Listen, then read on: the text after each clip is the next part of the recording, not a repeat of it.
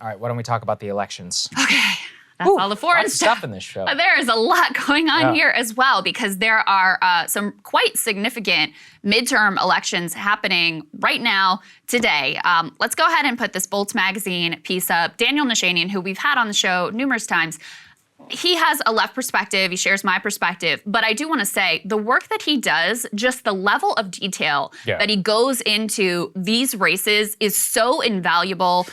Really shout out to Bolts Magazine and the work that they're doing. Every midterm day, they put out one of these pieces that details all the races in all the states that have sort of the key information of who the players are and what the stakes are. So let me give you the big picture overview. Today, you have primaries in Arizona, in Kansas, in Michigan, in Missouri, and in Washington. We're going to dig into a few of these states specifically, their governor races, their Senate races, and some of the high-level things that are going on. But a couple other notes I wanted to make here. You have a couple of squad members, Rashida Tlaib and Cori Bush in particular, who are facing primaries. To my knowledge, it's expected that those squad members will prevail, but that's something to keep an eye on. You also have a lot of Secretary of State contests. Ordinarily, those are sort of sleepy affairs and no one really cares that much. But now that you have an active movement that is saying, hey, we wouldn't have certified Biden's election and we're going to go our own way next time, those become really significant. And you have a lot of candidates out there who are on the whole Stop the Steal train. You've got governor's races in Arizona and Michigan. You've got Senate races in Arizona, Missouri, and Washington. Washington has become newly relevant because of what you were talking about yesterday, Saagar. Dr. Oz is performing so poorly in his Senate race against John Fetterman in Pennsylvania that a Senate seat that I think Republicans originally were kind of thinking was a layup in terms of, it's not even a pickup for them. It's actually holding the seat because this is Pat Toomey retiring. They're now looking to expand their map and go to other places and say, maybe we could pick up that Senate seat in Washington to try to win the Senate. So they're looking more closely at Washington. It would be Senator Patty Murray, that whoever comes out of that contest is up against. Another little notable here is Chris Kobach. Remember that guy? He's back. He's running once again for Kansas Secretary of State. Another sort of, character from the past who I don't think you could really trust very well in the Secretary of State position to just uphold free and fair elections. That's not really his thing.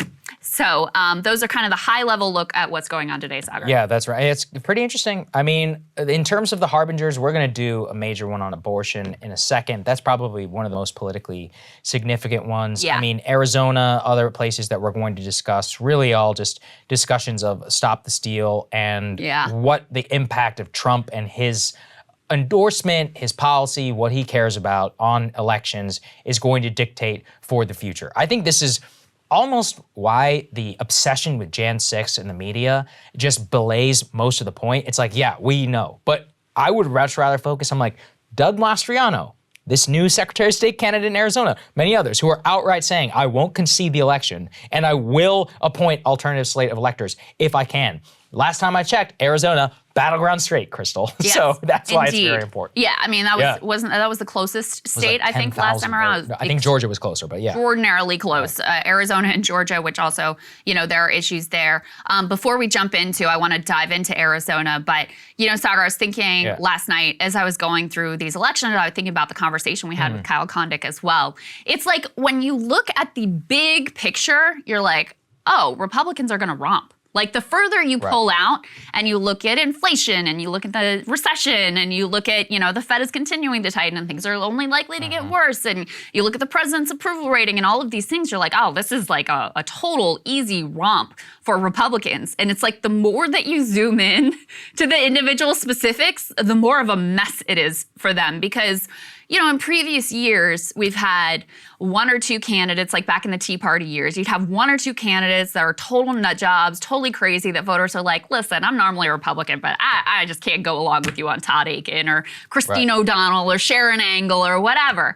This is like every state you go to, every swing state you go to, there's just a slew of these candidates who have really wild views, not just on Stop the Steal, but they're for, complete abortion bans and really outside of the mainstream on that stuff. Blake Masters in Arizona, who is saying he's not going to vote for any judges who support the right to contraception. I mean, you just have people who are in state after state after state have embraced some of the looniest parts of the kind of online far right. Cable news is ripping us apart, dividing the country, making it impossible to function as a society, and making it impossible to know just what is true and what is false. But the good news is they are failing and they know it.